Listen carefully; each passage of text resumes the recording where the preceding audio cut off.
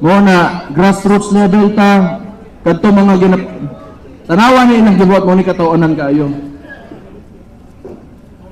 Di ba, for the first 3 years nga nagsugod ang kanang ilahang pandaot sa kong igsoon kang Vice President Inday Sara Duterte, nagsugod sila 125 million.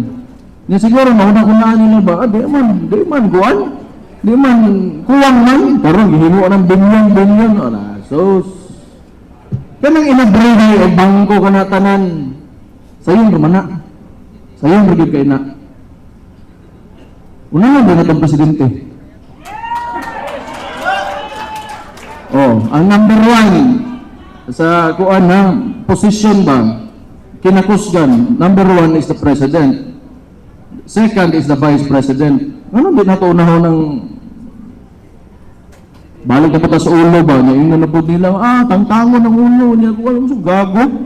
Magdala ko gabas, gabson na kong ulo ni Marcos, nabuang na mo. Bobo, punos matibag.